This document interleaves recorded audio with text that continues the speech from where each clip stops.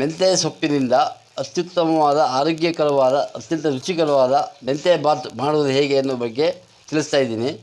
ಈ ವಿಡಿಯೋವನ್ನು ಸಂಪೂರ್ಣ ನೋಡಿ, ನಮ್ಮ ಚಾನಲ್ ಲೈಕ್ ಮಾಡಿ, ಶೇರ್ ಮಾಡಿ, ಫಾಲೋ ಮಾಡಿ. ನೋಡಿ, ಈಗ ಅದಕ್ಕೆ ಬೇಕಾದ ಮಸಾಲೆಯನ್ನು ನಾವು ರೆಡಿ ಮಾಡ್ಕೋಬೇಕಾಗಿದೆ. ಮಿಕ್ಸಿ ಜಾರಿಗೆ ಒಂದು 2 ಪೀಸ್ ಚಕ್ಕೆ ಹಾಕ್ಕೊಂಡಿದ್ದೀನಿ, 4-5 ಲವಂಗ ಹಾಕ್ಕೊಂಡಿದ್ದೀನಿ, ಒಂದು 3-4 ಆಗುವಷ್ಟು ಬೆಳ್ಳುಳ್ಳಿ ಬೇಳೆಯನ್ನು ಹಾಕ್ಕೊಂಡಿದ್ದೀನಿ, 1 ಇಂಚ್ ಆಗುವಷ್ಟು ಹಸಿ ಶುಂಠಿಯನ್ನು ಚೆನ್ನಾಗಿ ಹಚ್ಚಿಟ್ಕೊಂಡಿದ್ದೀನಿ, ಅದನ್ನು ಹಾಕ್ಕೊಂಡಿದ್ದೀನಿ, ಒಂದು 2 ಹಸಿಮೆಣಸಿನಕಾಯಿ ತುಂಡು ಮಾಡಿ ಇಟ್ಕೊಂಡಿದ್ದೀನಿ, ಅದನ್ನು ಇದಕ್ಕೆ ಮಿಕ್ಸಿ ಜಾರಿಗೆ ಹಾಕ್ಕೊಳ್ತಾ ಇದ್ದೀನಿ. 1 ಕಪ್ಪು ತೆಂಗಿನ ತುರಿಯನ್ನು ನಾನು ತುರಿದು ಇಟ್ಕೊಂಡಿದ್ದೀನಿ, ಅದನ್ನು ಇದಕ್ಕೆ ಹಾಕ್ಕೊಳ್ತಾ ಇದ್ದೀನಿ. 1/4 ಲೋಟ ಆಗುವಷ್ಟು ನೀರು ಅದಕ್ಕೆ ಹಾಕ್ಕೊಳ್ತಾ ಇದ್ದೀನಿ. ಈಗ ಅದನ್ನು ನಾವು ಮಿಕ್ಸಿ ಮಾಡ್ಕೋಬೇಕು. ಈ ಮೆಂತ್ಯ ಸೊಪ್ಪಿನ ಬಾತಿಗೆ ಈಗ ಒಗ್ಗರಣೆ ಹಾಕ್ಕೊಳ್ತಾ ಇದ್ದೀನಿ.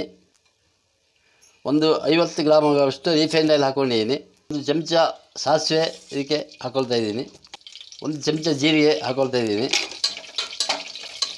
ನೋಡಿ, ಈ ಸಾಸಿವೆ ಹೊಡ್ತಾ ಇದೆ. ಈಗ ಇಷ್ಟು ಕರಿಬೇವು ಸೊಪ್ಪು ಅದಕ್ಕೆ ಹಾಕ್ಕೊಳ್ತಾ ಇದ್ದೀನಿ.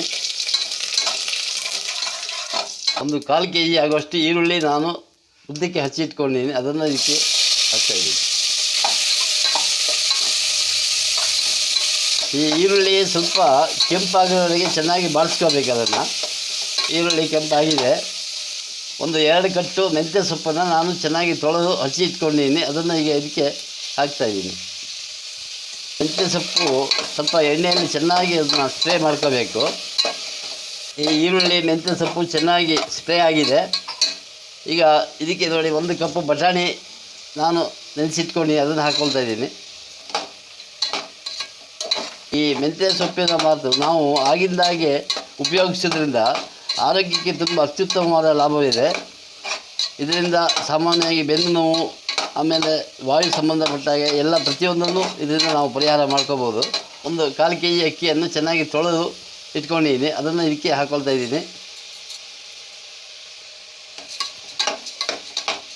ನೋಡಿ, ಈ ಅಕ್ಕಿಯನ್ನು ಸ್ವಲ್ಪ ಒಂದು 2 ನಿಮಿಷ ಚೆನ್ನಾಗಿ ನಾವು ಎಣ್ಣೆಯಲ್ಲಿ ಅದನ್ನು ಸ್ಪ್ರೇ ಮಾಡ್ಕೋಬೇಕು. ನೋಡಿ, ಈಗ ನಾವು ಮಿಕ್ಸಿ ಮಾಡಿಕೊಂಡ ಈ ಮಸಾಲೆಯನ್ನು ಇದಕ್ಕೆ ಹಾಕ್ತಾಯಿದ್ದೀನಿ. ಒಂದು 2 ಚಮಚ ಆಗುವಷ್ಟು ಕಲ್ಲುಪ್ಪು ಇದಕ್ಕೆ ಹಾಕ್ಕೊಳ್ತಾ ಇದ್ದೀನಿ.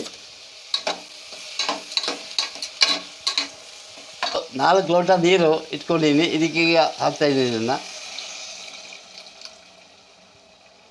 1/4 kg ಅಕ್ಕಿಗೆ 4 ಲೋಟ ನೀರು ಹಾಕ್ಕೋಬೇಕು. ಅದನ್ನು ನೋಡಿ, ಇದೀಗ ಕುದಿ ಬರ್ತಾಯಿದೆ. ಇದು ಕುಕ್ಕರ್ ಮುಚ್ಚಳ ಹಾಕಿಬಿಟ್ಟು 3 ವಿಸಿಲ್ ಬರೋವರೆಗೆ ಬಿಟ್ಟು ಆಮೇಲೆ ಸ್ಟವ್ ಆಫ್ ಮಾಡಬೇಕು. ವೀಕ್ಷಕರೇ, ಇದೀಗ ರೆಡಿಯಾಗಿದೆ. ರುಚಿಯಾದ ಮೆಂತ್ಯ ಬಾತು ಸಿದ್ಧವಾಗಿದೆ. 1 ಲಿಂಬೆಹಣ್ಣು ಹಿಂಡ್ತಾ ಇದ್ದೀನಿ.